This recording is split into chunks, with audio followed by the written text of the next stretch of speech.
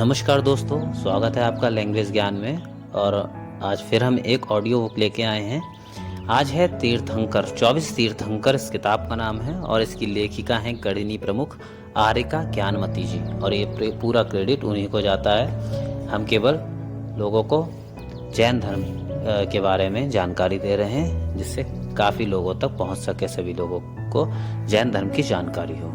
तो दोस्तों, आप सभी जानते हैं जैन धर्म में 24 तीर्थंकर हुए हैं। ठीक है, तो हम प्रतिदिन एक तीर्थंकर के बारे में ऑडियो बुक डालेंगे और इसके बारे में आपको जानकारी मिलेगी और उम्मीद करता हूँ सभी को पसंद आएगी। तो आज हम पहले तीर्थंकर 24 तीर्थंकर में सबसे पहले तीर्थंकर जो थे जैन धर्म के, उनके बारे में पढ़ते हैं। प्रथम तीर्थंकर ऋषभदेव जी। इसी जम्बूद्वीप में मेरु पर्वत से पश्चिम की ओर विदेह क्षेत्र में एक गंधिल नाम का देश है, जो कि स्वर्ग के समान शोभायमान है। उस देश में हमेशा श्री जिनेन्द्र रूपी सूर्य उदय रहता है, इसीलिए वहाँ मिथ्या दृष्टियों का उद्भव कभी नहीं होता। इस देश के मध्य भाग में रजतमय एक विजयार्ध नाम का बड़ा भारी पर्वत है। उस विजयार्थ पर्वत की उत्तर श्रेणी में एक अलका नाम की श्रेष्ठ पुरी है। उस अलकापुरी का राजा अतिवल नाम का विद्याधर था, जिसकी मनोहरा नाम की प्रतिव्रता रानी थी। उन दोनों के अतिशय भाग्यशाली महाबल नाम का पुत्र उत्पन्न हुआ। किसी समय भोगों से विरक्त हुए महाराज अतिवल ने राज्याभिषेक पूर्वक अपना समस्त राज्य महाबल पुत्र को सौंप दिया और आप अनेक विद्याधरों के साथ वन में जाकर दीक्षा ले ली।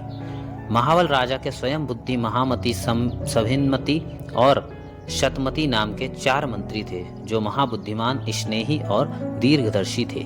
इनमें स्वयं बुद्ध सम्यक दृष्टि था एवं शेष तीनों मिथ्या दृष्टि थे। किसी समय अपने जन्म गाठ के उत्सव में राजा महाबल सिंहासन पर विराजमान थे। उस समय अनेकों उत्सव, नृत्य, गान और विद्वा गोष्ठियां हो रही थीं। अवसर पाकर स्वयं बुद्ध मंत्री ने स्वामी के हित की इच्छा से जैन धर्म का मार्मिक उपदेश दिया। उसके वचनों को सुनने के लिए असमर्थ भूतवादी महामती मंत्री ने चार्वाक मत को सिद्ध करते हुए जीव तत्व का अभाव सिद्ध कर दिया। बौद्ध मतानुयायी संभिन्मति मंत्री ने विज्ञानवाद का आश्रय लेकर जीव का अभाव करना चाहा। उसने कहा, ज्ञान ही मात्र तत्व है और सब भ्रम मात्र है। इसके बाद सतमती मंत्री ने शून्यवाद का अवलंबन लेकर सकल जगत को शून्य मात्र सिद्ध कर दिया। इन तीनों की बातें सुनकर स्वयं बुद्ध मंत्री ने तीनों के एकांत दुराग्रह को न्याय और आगम के द्वारा खंडन करके सच्चे स्याद्वादमय अहिंसा धर्म की सिद्धि करके उन्हें निरुत्तर कर दिया और राजा को प्रसन्न कर लिया। इसके बाद किसी एक दिन स्वयं बुद्ध मंत्री अकृत्रिम चैत्यालय की वंदना के लिए सुमेरु पर्वत पर गया। वहां पहुंचकर उसने पहले प्रदक्षिणा की, फिर भक्ति पूर्वक बार बार नमस्कार किया और पूजा की। यथाक्रम से भद्रशाल आदि वन की समस्त अकृत्रिम प्रतिमाओं की वंदना की और सौमनस वन के चैत्यालय में बैठ गया। इतने में ही विदेह क्षेत्र से आए हुए आकाश में चलने वाले आदित्य गति और अरिंजय नाम के 2 चारण मुनि अकस्मात देखे। वे दोनों ही मुनि युगंधर भगवान के समवसरण रूपी सरोवर के मुख्य हंस थे। मंत्री ने उठकर उन्हें प्रदक्षिणा पूर्वक प्रणाम करके पूजा और स्तुति की अनंतर प्रश्न किया, हे स्वामिन, विद्याधर का राजा महाबल हमारा स्वामी है, वह भव्य है या अभव्य?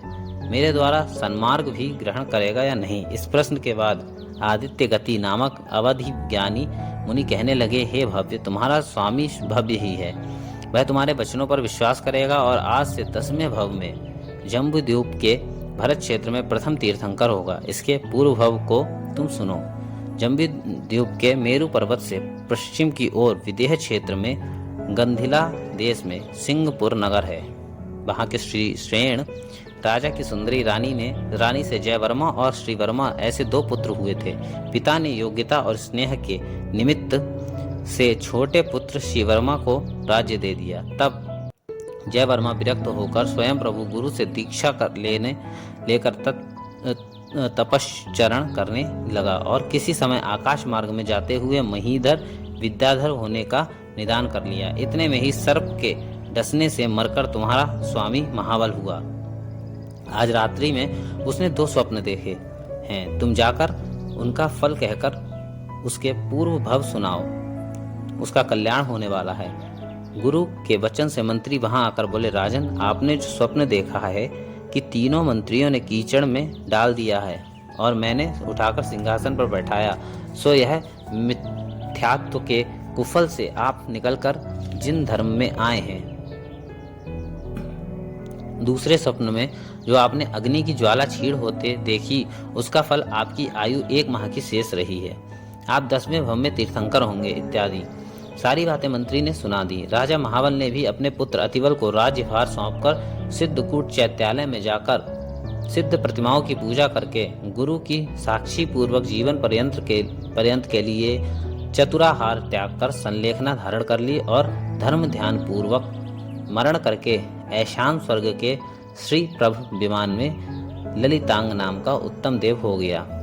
जब उसकी आयु पृथक तो बल्य के बराबर रह गई, तब उसे स्वयं प्रभा नाम की एक और देवी प्राप्त हुई। अन्य देवियों की अपेक्षा ललितांग देव को यह देवी विशेष प्यारी थी। जब उस देव की माला आदि मुरझाई, तब मृत्यु निकट जाकर शोक करते हुए इसको अनेकों देवों ने संबोधन किया, जिसके फलस्वरूप इस देव ने 15 दिन तक जिन चैत्यालयों की पूजा की और अच्युत स्वर्ग की जिन प्रतिमाओं की पूजा करके वहीं पर चैत्य वृक्ष के नीचे बैठकर उच्च स्वर में महामंत्र का उच्चारण करते हुए संलेखना से मरण को प्राप्त हो गया। जम्बूद्वीप के महामेरु से पूर्व की ओर विदेह क्षेत्र में पुष्कलावती देश है। उसके उत्पलखेटक नगर के राजा वज्रबाहु और रानी वसुंधरा से वह ललितांग देव वज्रजंग नामक पुत्र उत्पन्न हुआ। उधर अपने पति के अभाव में वह प्रतिव्रता स्वयं प्रभा 6 महीने तक बराबर जिन पूजा में तत्पर रही। पश्चात सोमनस वन संबंधी पूर्व दिशा के जिन मंदिर में चैत्य वृक्ष के नीचे पंच परमेष्ठी का स्मरण करते हुए समाधि पूर्वक प्राण त्याग दिए और विदेह क्षेत्र की पुंडरी किणी नगरी के राजा वज्रदंत की महारानी लक्ष्मीमती से श्रीमती नाम की कन्या उत्पन्न हो गई। कालांतर में निमित्तवश इस वज्रजंग और श्रीमती का विवाह हो गया। इनके 49 युगल पुत्र उत्पन्न हुए, अर्थात 98 पुत्र हुए। किसी समय में वे अपने बाबा के साथ दीक्षित हो गए।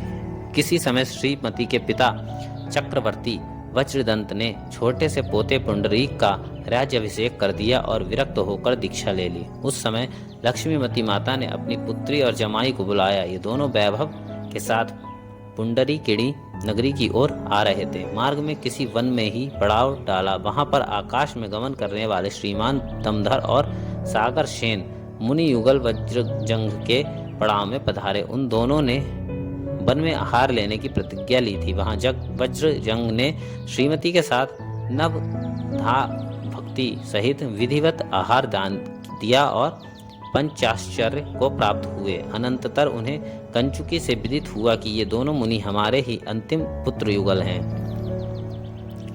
राजा वज्रजंग और श्रीमती ने उनसे अपने पूर्व भव सुने और धर्म के मर्म को समझा। अनंतर पास में बैठे हुए नकुल सिंह, बानर और शूकर के पूर्व भव सुने। उन मुनियों ने यह भी बताया कि आप 8वें भव में ऋषभदेव तीर्थंकर होवोगे और श्रीमती का जीव राजा श्रेयांश कुमार होंगे। किसी समय वज्रजंग महाराज रानी सहित अपने शयनागार में सोए हुए थे। उसमें नौकरों ने कृष्णागरु आदि से निर्मित धूप खेई थी और वे नौकर रात में खिड़कियां खोलना भूल गए, जिससे निमित्त धुएं से कंठ रूंध कर वे पत्नी पति दोनों ही मृत्यु को प्राप्त हो गए। आश्चर्य है कि भोग सामग्री प्राण घातक बन गई। वे दोनों दान के प्रभाव से मरकर उत्तर कुरु नामक उत्तम भोग भूमि में भोग भूमियां हो गए। वे नकुल आदि भी दान की अनुमोदना से भोग भूमि को प्राप्त हो गए।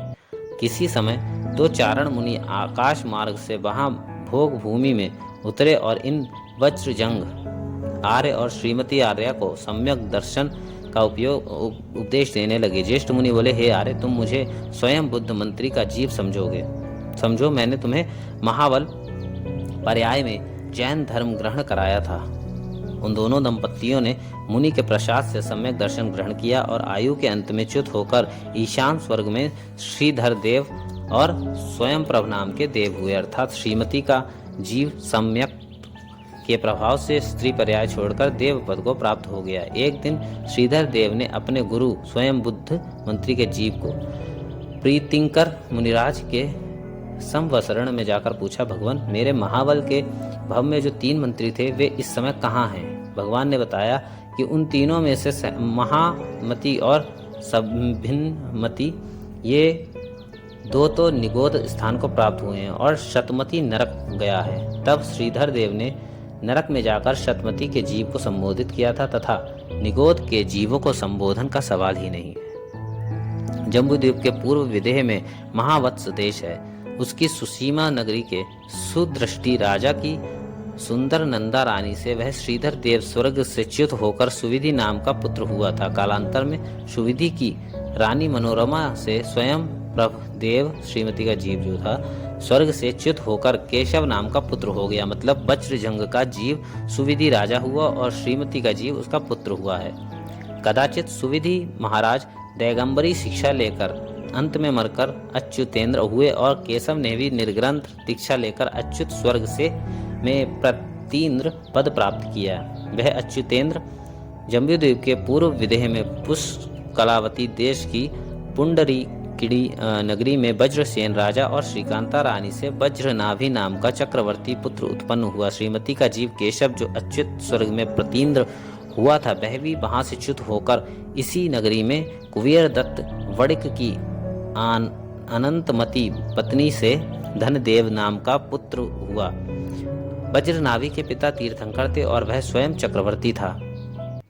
चक्र रत्न से शतखंड वसुधा को जीतकर चिरकाल तक साम्राज्य सुख का अनुभव किया। किसी समय पिता से दुर्लभ रत्न त्रय के स्वरूप को समझकर अपने पुत्र वज्रदंत को राज्य समर्पण कर 16,000 मुकुटबद्ध राजाओं, 1,000 पुत्रों, 8 भाइयों और धनदेव के साथ साथ पिता वज्रसेन तीर्थंकर के संवसरण में जिन दीक्षा धारण कर ली और किसी समय तीर्थंकर के ही निकट 16 कारण भावनाओं का चिंतन करते हुए तीर्थंकर प्रकृति का बंद कर लिया। ध्यान की विशुद्धि से 11वें गुण स्थान में पहुंच गए और वहां का अंतर मुहूर्त काल पूर्ण कर नीचे उतरे। पुनरपि कदाचित उपशम श्रेणी में चढ़ गए और वहां आयु समाप्त होते ही मरण कर सर्वार्थ सिद्धि में अहमिंद्र हो गए। ऋषभ देव का गर्भावतार। भगवान के गर्भ में आने के 6 महीने पहले इंद्र की आज्ञा से कुबेर ने माता के आंगन में 7.5 करोड़ रत्नों की वर्षा की थी। किसी दिन रात्रि के पिछले प्रहर में रानी मरुदेवी ने ऐरावत हाथी शुभ्रवैल हाथियों द्वारा स्वर्ण घंटा से अभिषिक्त लक्ष्मी पुष्पमाला आदि 16 स्वप्न देखे। प्रातः पतिदेव से स्वप्न का फल सुनकर अत्यंत हर्षित हुई। उस समय अवसर्पिणी काल के सुषमा दुष्मा नामक तृतीय काल में 84 लाख पूर्व 3 वर्ष 8 मास और 1 पक्ष शेष रहने पर आषाढ़ कृष्ण द्वितीया के दिन उत्तराषाढ़ नक्षत्र में वज्रनाभि अहमिंद्र देवायु का अंत होने पर स्वार्थ सिद्धि विमान से च्युत होकर मरुदेवी के गर्भ में अवतीर्ण हुए। उस समय इंद्र ने आकर गर्भ कल्याणक महोत्सव बनाया। इंद्र की आज्ञा से श्री हीद आदि देवियां और दिक् कुमारियां माता की सेवा करते हुए काव्य गोष्ठी सैद्धांतिक चर्चाओं से और गूढ़ प्रश्नों से माता का मन अनुरंजित करने लगी। ऋषभ देव का जन्म महोत्सव। 9 महीने व्यतीत होने पर माता मरुदेवी ने चैत्र कृष्ण नवमी के दिन सूर्योदय के समय मति श्रुत अवधि इन तीनों ज्ञान से सहित भगवान को जन्म दिया। सारे विश्व में हर्ष की लहर दौड़ गई। इंद्रों के आसन कंपित होने से, कल्प वृक्षों से पुष्प वृष्टि होने से एवं चतुर्निकाय देवों के यहाँ घंटा ध्वनि शंखनाद आदि बाजों के बजने से भगवान का जन्म हुआ है। ऐसा समझकर सौधर्म इंद्र ने इंद्राणी सहित ऐरावत हाथी पर चढ़कर नगर की प्रदक्षिणा करके भगवान को सुमेरु पर्वत पर ले जाकर 1008 कलशों से क्षीर समुद्र के जल से भगवान का जन्माभिषेक किया। अनंतर वस्त्राभरणों से अलंकृत करके ऋषभ देव यह नाम रखा। इंद्र अयोध्या में वापस आकर स्तुति पूजा तांडव नृत्य आदि करके स्वस्थान को चले गए। ऋषभ देव का विवाहोत्सव। भगवान के युवावस्था में प्रवेश करने पर महाराजा नाभिराज ने बड़े ही आदर से भगवान की स्वीकृति प्राप्त कर इंद्र की अनुमति से सुकच्छ राजाओं की बहन यशस्वती सुनंदा के साथ श्री ऋषभ देव का विवाह संपन्न कर दिया। भरत चक्रवर्ती आदि का जन्म। यशस्वती देवी ने चैत्र कृष्ण नवमी के दिन भरत चक्रवर्ती को जन्म दिया तथा क्रमशः 99 पुत्र एवं ब्राह्मी कन्या को जन्म दिया। दूसरी सुनंदा महादेवी ने कामदेव, भगवान बाहुबली और सुंदरी नाम की कन्या को जन्म दिया। इस प्रकार 103 पुत्र पुत्रियों सहित भगवान ऋषभ देव देवों द्वारा लाए गए भोग पदार्थों का अनुभव करते हुए गृहस्थ जीवन व्यतीत कर रहे थे। भगवान द्वारा पुत्र पुत्रियों का विद्याध्ययन। भगवान ऋषभ देव गर्भ से ही अवधि ज्ञानधारी होने से स्वयं गुरु थे। किसी समय भगवान ब्राह्मी सुंदरी को गोद में लेकर उन्हें आशीर्वाद देकर चित्त में स्थित श्रुत देवता को सुवर्ण पट्ट पर स्थापित कर सिद्धम नमः मंगलाचरण पूर्वक दाहिने हाथ से अ आ आदि वर्णमाला लिखकर ब्राह्मी कुमारी को लिपि लिखने का एवं बाएं हाथ से सुंदरी को अनुक्रम के द्वारा इकाई दहाई आदि अंक विद्या को लिखने का उपदेश दिया था। इसी प्रकार भगवान ने अपने भरत, बाहुबली आदि सभी पुत्रों को सभी विद्याओं का अध्ययन कराया था। अशी मसी आदि 60 क्रियाओं का उपदेश। काल प्रभाव से कल्प वृक्षों के शक्तिहीन हो जाने पर एवं बिना बोए धान्य के भी विरल हो जाने पर व्याकुल हुई प्रजा नाभिराज के पास आई। अनंतर नाभिराज की आज्ञा से प्रजा भगवान ऋषभ देव के पास आकर रक्षा की प्रार्थना करने लगी। प्रजा के दीन वचन सुनकर भगवान ऋषभ देव अपने मन में सोचने लगे कि पूर्व पश्चिम विदेह में जो स्थिति वर्तमान है वही स्थिति आज यहाँ प्रवृत्त करने योग्य है। उसी से यह प्रजा जीवित रह सकती है। वहाँ जैसे अशी मसी आदि षटकर्म है, क्षत्रिय आदि वर्ण व्यवस्था, ग्राम नगर आदि की रचना है, वैसे ही यहाँ भी होना चाहिए। अनंतर भगवान ने इंद्र का स्मरण किया और स्मरण मात्र से इंद्र ने आकर अयोध्यापुरी के बीच में जिन मंदिर की रचना करके चारों दिशा में जिन मंदिर बनाए, कौशल, अंग, वंग आदि देश नगर बनाकर प्रजा को बसाकर प्रभु की आज्ञा से इंद्र स्वर्ग को चला गया। भगवान ने प्रजा को अशीमशी कृषि, विद्या, वाणिज्य और शिल्प इन 6 कर्मों का उपदेश दिया। उस समय भगवान सरागी थे। क्षत्रिय, वैश्य और शूद्र इन 3 वर्णों की स्थापना की और अनेक पाप रहित आजीविका के उपाय बताए। इसीलिए भगवान युगादि पुरुष, आदि ब्रह्मा, विश्वकर्मा, सृष्टा, कृतयुग, विधाता और प्रजापति आदि कहलाए। उस समय इंद्र ने भगवान का साम्राज्य पद पर अभिषेक कर दिया। भगवान का वैराग्य और दीक्षा महोत्सव। किसी समय सभा में नीलांजना के नृत्य को देखते हुए बीच में उसकी आयु के समाप्त होने से भगवान को वैराग्य हो गया।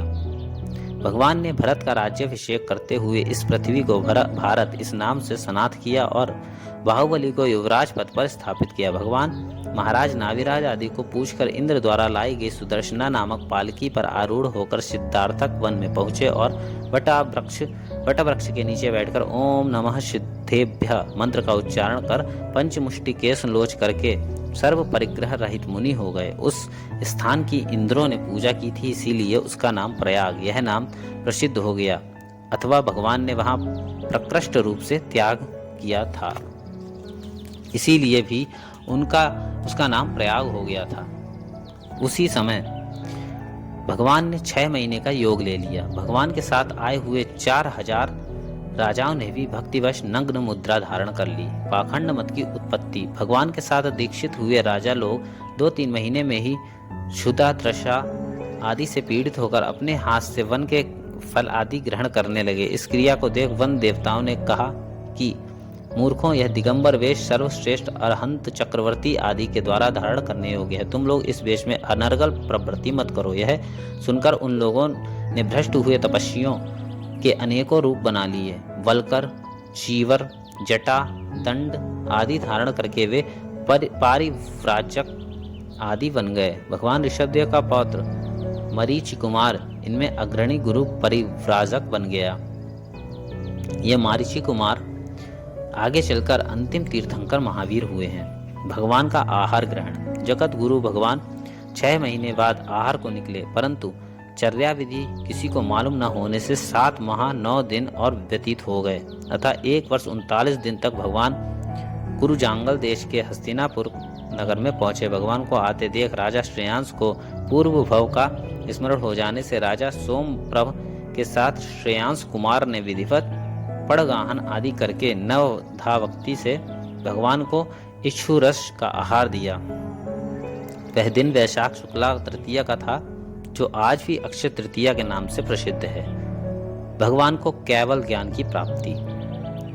1000 वर्ष तपश्चरण करते हुए भगवान को पूर्व तालपुर के उद्यान में प्रयाग में वृक्ष के नीचे ही फाल्गुन कृष्ण एकादशी के दिन केवल ज्ञान प्रकट हो गया। इंद्र की आज्ञा से कुबेर ने 12 योजन प्रमाण समवसरण की रचना की। समवसरण में 12 सभाओं में क्रम से सप्तऋषि समन्वित गणधर देव और मुनिजन, कल्पवासी देवियां, आरिकाएं और श्राविकाएं, भवनवासी देवियां, व्यंतर देवियां, ज्योतिष्क देवियां, भवनवासी देव, व्यंतर देव, ज्योतिष्क देव, कल्पवासी देव, मनुष्य और त्रियंज बैठकर उपदेश सुनते थे। पुरीम ताल नगर के राजा श्री ऋषभ देव भगवान के पुत्र ऋषभ सेन प्रथम गणधर हुए। ब्राह्मी भी आरिका दीक्षा लेकर आरिकाओं में प्रधान गणनी हो गई। भगवान के संवसरण में 84 गणधर, 84,000 मुनि, 3,50,000 आरिकाएं, 3 लाख श्रावक, 5 लाख श्राविकाएं, असंख्यातों देव देवियां और संख्यातों त्रियंच उपदेश सुनते थे। ऋषभ देव का निर्वाण। जब भगवान की आयु 14 दिन शेष रही, तब कैलाश पर्वत पर जाकर योगों का निरोध कर माघ कृष्ण चतुर्दशी के दिन सूर्योदय के समय भगवान पूर्व दिशा की ओर मुंह करके अनेक मुनियों के साथ सर्व कर्मों का नाश कर एक समय में सिद्ध लोक में जाकर विराजमान हो गए। उसी क्षण इंद्रों ने आकर भगवान का निर्वाण कल्याणक महोत्सव मनाया था। ऐसे ऋषभ देव जिनेन्द्र सदैव हमारी रक्षा करें। भगवान के मोक्ष जाने के बाद 3 वर्ष 8 माह और 1 पक्ष व्यतीत हो जाने पर चतुर्थ काल प्रवेश करता है। प्रथम तीर्थंकर का तृतीय काल में ही जन्म लेकर मोक्ष भी चले जाना, यह हुंडाव शर्पणी के दोष का प्रभाव है। महापुराण में भगवान ऋषभ देव के दशावतार नाम भी प्रसिद्ध हैं। विद्याधर राजा महाबल, ललितांग देव राजा वज्रजंग, भोग भूमिज आर्य, श्रीधर देव राजा सुविधि, अच्युतेंद्र, वज्रनाभि चक्रवर्ती, सर्वार्थ सिद्धि के अहमिंद्र, भगवान ऋषभ देव। इन भगवान को ऋषभ देव, वृषभ देव, आदिनाथ, पुरुदेव और आदि ब्रह्मा भी कहते हैं। तो दोस्तों, ये भगवान ऋषभ देव के बारे में था। अब हम तीर्थंकर जो थे ऋषभ देव, और कल हम दूसरे तीर्थंकर के बारे में पढ़ेंगे। तब तक के लिए धन्यवाद।